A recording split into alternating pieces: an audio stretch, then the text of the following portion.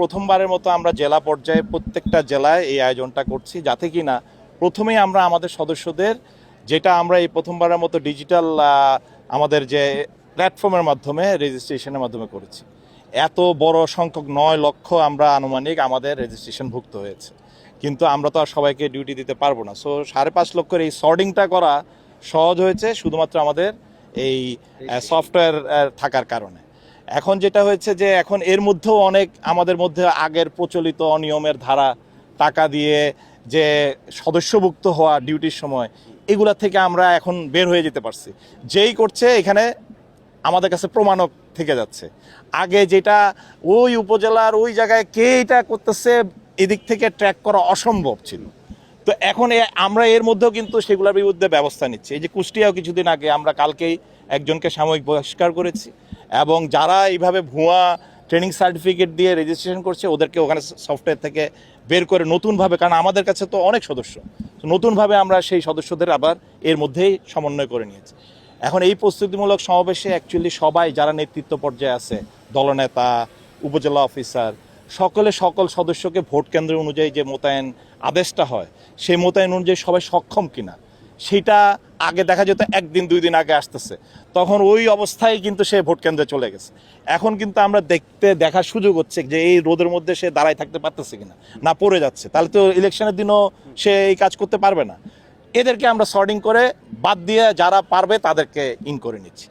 এবং এই সমাবেশের মাধ্যমে আমাদের যে নির্বাচন কমিশন থেকে যে বিভিন্ন পরিপত্রগুলো দেওয়া আছে, আমাদের এখানে যে আমরা নিরাপত্তা যে সুরক্ষা অ্যাপসের মাধ্যমে যে তাদের কার্যক্রম যেটা হবে, এবং সেই কার্যক্রমের ওখানেও কিন্তু রেজিস্ট্রেশনের একটা ব্যাপার আছে। প্রত্যেকটা ভোট কেন্দ্রে আমাদের 2 থেকে 3 জনকে আমরা অ্যাপসে রেজিস্ট্রেশন করতে হবে, সবাই পারবে না। এই যে করবে ওখান থেকে যে রিপোর্ট দিবে সেটাও কিন্তু একটা প্রস্তুতি এবং সিনক্রোনাইজেশনের ব্যাপার আছে। সেই কার্যক্রমগুলো এই সমাবেশের মাধ্যমে আমরা শুরু করলাম, যদিও আমাদের মোতায়েন শুরু হবে 7 তারিখ থেকে। মূলত 7 তারিখ থেকে আমাদের উপজেলা পর্যায়ের যারা উপজেলা অফিসার আছে তাদের প্রত্যেকটা লোককে আবার আমরা আগে করলাম এই কারণে, যাতে প্রাথমিক যে আমাদের যাচাই বাছাই, যেটা এত 1 বছর ধরে আমরা প্রশিক্ষণের মাধ্যমে করেছি, সেটা সঠিক গন্তব্যে যাচ্ছে কিনা সেটার একটা আজকে টেস্ট হলো। এবং সবচেয়ে এই সমাবেশের হচ্ছে, আমরা এদের জন্য যে ভাতাটা থাকে, নর্মালি এরা যে দূর দূরান্ত থেকে আসে, যাতায়াত করে আসে, এই ভাতাটাও আমরা ওদের সফটওয়্যারের মাধ্যমে টেস্ট রান হিসাবে দেওয়া হবে।